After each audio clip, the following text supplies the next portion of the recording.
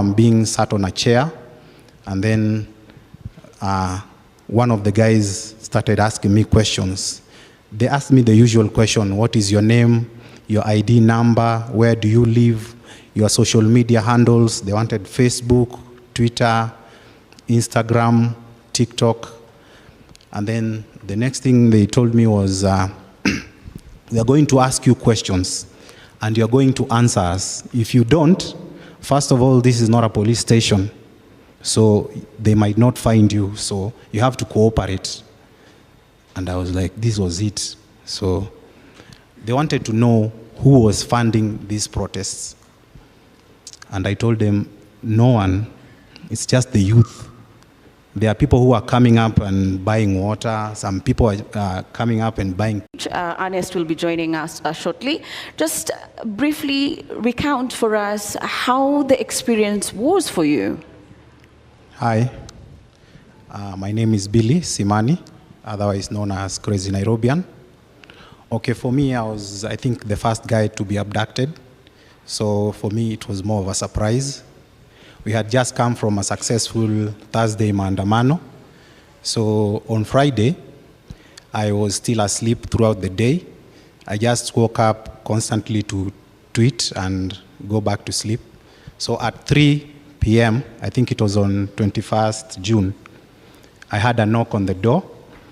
At first, I thought it was the caretaker, because that's the only person that can knock at my door. So I went to open the door.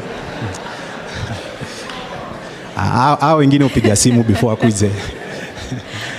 So I was still in my t-shirt and my short. I went to the door, opened it, and I saw it was 4 guys in balaclava. The 5th one was a lady, because she had on a face mask. And the first question they asked me was, Billy? And out of shock, I answered, yes. Na hiyo time yote wameshikilia mlango. So they all rushed in. The first guy ran to the balcony. I think they thought that maybe I would escape. Then the second one went to the bedroom. And then the third one, it was this huge guy. He told me to face the wall. Alafu, they told me to sit down. And the next thing I know, I was being slapped with brand new wrist bracelets, yani pingu nyuma.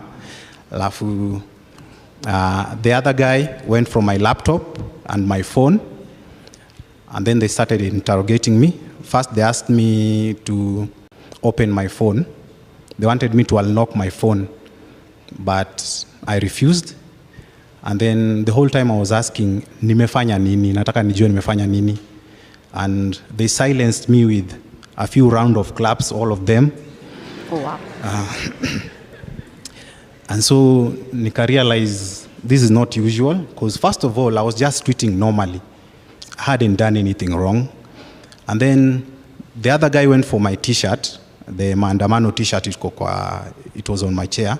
I thought maybe they were taking evidence, but they wanted to use the t-shirt to cover me up.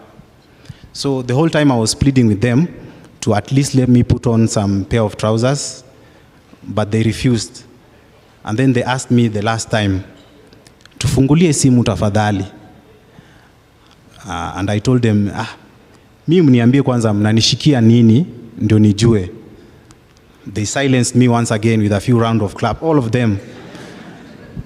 And you know I live on the 7th floor. And that's the first time ever since I moved into that building that nimeiteremka stairs na I think it was a few seconds, because they were too quick. I couldn't see because walikuwa wameni cover up. The next thing I know, I'm being sandwiched in the back of a car. I think there was one guy on my right, the other one on my left. And then we drove around for like 2 hours. So me, in my mind, I knew that I'm being taken out of Nairobi somewhere. And I knew this was it, because first of all, they didn't introduce themselves. Second of all, I've been blindfolded. So the next thing I knew, story yangu imeisha hivyo. So we drove around for like 2 hours. Then they started whispering. And then one of them was asking for directions from someone on the phone. And then they sent him the pin. And then the next thing I know, I'm pulling up to, I don't know, one of them, they stopped the car, they came out, and then one of them was like, ni hapa. Then the others were like, yeah, ni hapa. Wakasema, sawa, toa hiyo jamaa tumalizane na yeye hapa kwa kahawa tuende kufanya kazi ingine. And I knew that was it. And then the next thing I know, I'm being taken out of the car. I was still in my t-shirt, my short, barefoot, hands tied behind my back. I've been blindfolded. The next thing I know, I'm being taken down the stairs into a room. It was a very cold room. Then they told me to lie on my stomach. They asked me they asked my name. I told them Bilisimani. The next thing, they wanted my ID number. The next thing, they asked me where I come from. I think walikuwa nataka kujua ushago ni wapi. I told them. Then they asked me nimeshikiwa wapi. So I was like, I thought these were the guys that brought me here. So I think those were the other guys that I was handed to who were asking questions. They let me lie on that floor for like an hour. Then after an hour, somebody came. They took me upstairs into, I think it was an interrogation room. Those guys at the interrogation room were a bit friendly. The guys at where I was being held up were a bit rough. So the next thing I know, I'm being sat on a chair, and then one of the guys started asking me questions. They asked me the usual question: what is your name, your ID number, where do you live, your social media handles. They wanted Facebook, Twitter, Instagram, TikTok. And then the next thing they told me was, we are going to ask you questions and you're going to answer us. If you don't, first of all, this is not a police station, so they might not find you, so you have to cooperate. And I was like, this was it. So they wanted to know who was funding these protests. And I told them, no one, it's just the youth. There are people who are coming up and buying water. Some people are coming up and buying t-shirts. Watu wanajitolea tu. Then they told me, the reason why we have brought you here is because tungeongea nawe kwako, ulikuwa kichwa ngumu. First of all, we need you to unlock that phone. And I was like, mimi nataka nijue nimeshikiwa nini. And they told me once more, I'm the one asking the questions. You're going to open this phone because we want to see something. And then I just decided to open the phone for them. I told them the code. They checked. I think they were looking to see if somebody was funding us, and they didn't find anything. So they took me down to where I was being held. I think it was a downstairs. It was a very cold room. I slept there the whole night. My hands on my back, still in my short and t-shirt, the whole night. So they came for me the next day. That's when they brought in tea. And then they transferred my hands to the front. And then after tea, I was taken back to the interrogation room. And then the guy was friendly enough to ask for a blanket. And then they told me, we wanted you to fast to meditate and think about your questions first.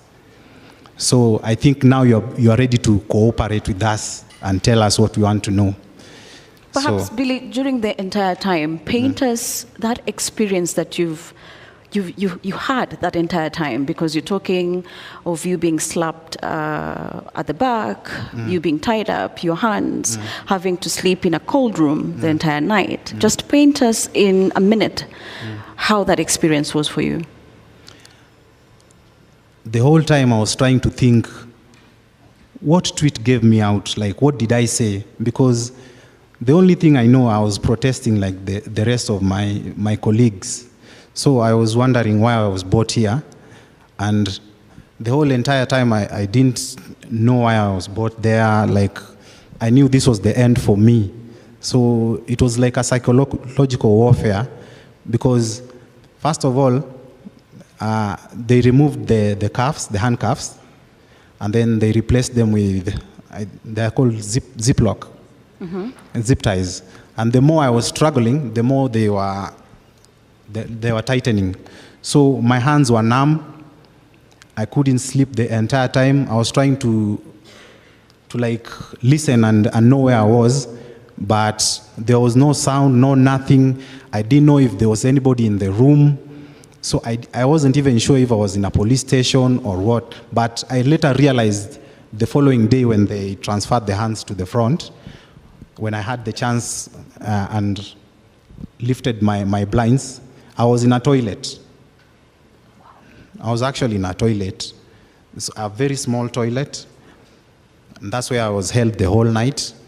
And then they would occasionally come. And when they came, they announced that they are coming, so I had to face the wall. Then they tightened the blindfolds again. They take me to the interrogation room. I think by that time, people had made enough noise on social media. I was all over, I was in the news, and they were tense at that fast. And they were telling me, your friends think that we have killed you. They are making noise all over. So we are not here to kill you. We are just trying to keep the country at peace. And they told me on Thursday, the day before they arrested me, the protest was so huge, and then goons came in at around, I think, 6, 7, and they started burning a few matatus. They started destroying properties. So in their mind, they thought that maybe we were sponsored by either a politician or someone. So they wanted to know who was this that was sponsoring the protest. And that's when I explained to them that ours is a peaceful protest. That's why we have even printed T-shirts, and we have given out a memo that anybody who is going to appear in the protests, they wakuje kama wamevaa black, so that we identify each other. And then they wanted to know how we were going to ensure that the protest was peaceful. And that's why I told them to go and look at my tweets. We had previously said that everybody should use their smartphone. If you see anybody vandalizing anything, take a picture, post it, so that when they try to pin the distraction on us, we at least have evidence. So they went through my tweets and they saw everything that we are telling people. We had even posted how people were supposed to conduct themselves during the peaceful protest. And I think that was